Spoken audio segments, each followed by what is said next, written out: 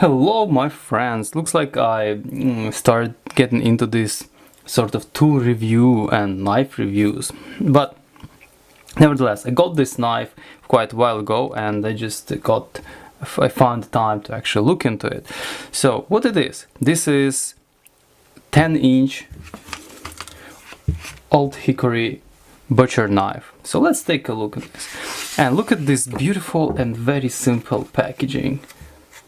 Yeah, well, I'll tell you how much it costs, you will understand what I mean, why it's so simple. So this is Ontario Knife Company, old hickory butcher knife. It's made in the United States of America. So this is amazing that this sort of knife can be made in the United States of America, and it's very simple, but I think it's of a good quality, especially after I tell you how much I paid for it. I think I paid for it like $11 or $10.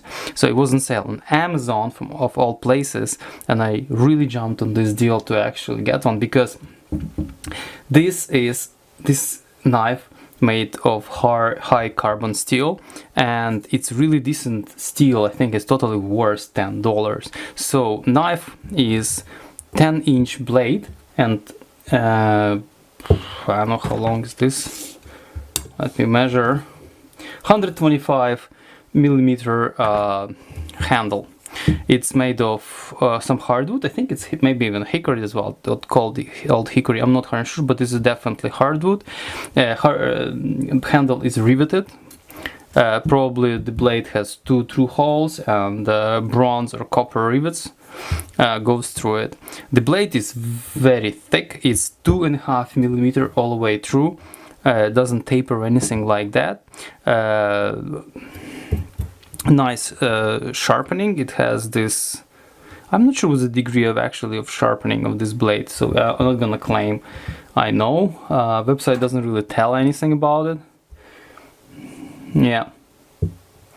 So the only one I know about the hardness of the steel, it's like 55 or 57 HRC, which actually pretty good. So this blade's supposed to handle, I almost cut myself, handle the edge pretty well. It doesn't come sharp out of that sharp out of the box. It's decent, but it has a lot of potential to be good blade. It's such a high carbon steel and good quality steel. So I think I will sharpen it, hone it, and it's gonna work very well. So the reason I bought this knife, I thought I can use it for bushcraft purposes. I do have 7-inch version of the same knife, which I use around the kitchen for cutting meat, fish, and things like that. Essentially for regular kitchen duties, and it works very well. The only very important thing, because this is carbon steel, not stainless steel, you have to make sure this is clean, dry, and actually oil. Otherwise it's gonna discolor, it's gonna start rusting. No freaking way you put this thing into dishwasher. You will ruin it after the first wash. It will be gonski. So do not do this. If you have high carbon steel knives, they have to be babied. Yes, they may be even cost more, but they still have to be babied, so keep that in mind.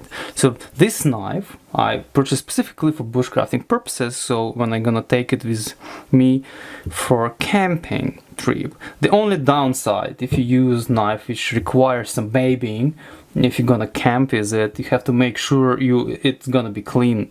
So you can chop some woods, you can sharpen some sticks with it, even cut some, like you use it as regular knife, cut some piece of bread or chicken or whatever you have with you, but you have to clean it up and you have to make sure it's gonna dry. If you have especially oiled like cheese, and you can just, you know, use that, but this knife doesn't have or doesn't come, because this is actually kitchen designated knife. So yeah, but technically you can use it for many other purposes.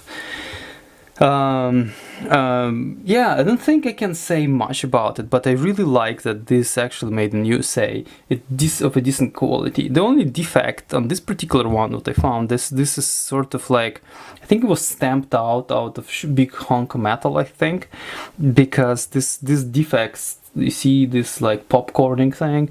So my other knife doesn't have this. I can actually clean this up with my bench grinder very easily. It's actually all the way through, so yeah, I can clean it up with bench grinder, but essentially it's not a big deal. Probably this why all these knives were on sale, because they were sold because of this defect. But I don't really care.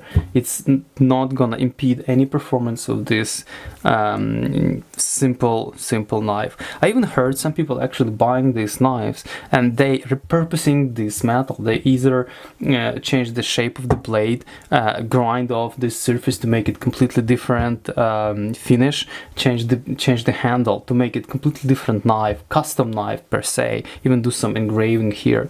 So yeah, it's all up to you. You can do a lot. This is essentially as like a tool, as a knife, as a project. If you buy it for the project, you can do so many things. But just right out of the box, this thing is very well usable as a regular kitchen knife or as a bushcraft knife, because it has decent edge out of the box. But if you sharpen it, if you hone it, this is gonna work perfectly. Gonna be super sharp. You can do batoning, because it's super thick blade. It can handle pretty much anything you throw at it, well, except excess of water or moisture, especially if you're gonna do something by the sea. Yes, water salt's gonna like quickly deal with this blade and destroy it. I never actually had the chance or had the opportunity to use it nearby sea or ocean, but knowing that my kitchen blade that I have already started discoloring, start blackening, I understand that you have to be really careful with it. Beside all this is really decent knife for your camping and bushcraft needs, and definitely gonna work for kitchen. Thank you guys for watching. I'm gonna wrap up. I hope this video is not going to be too much of a diversion from electronic projects and electronic sort of things I usually do, but I think it's quite important to have a good tool for the job. So I think if you can pay less for the good tool for the job, it's even better. So thank you guys for watching. See you next time, and if you have any ideas or suggestions, please put it in the comments, and don't forget to subscribe or ring a bell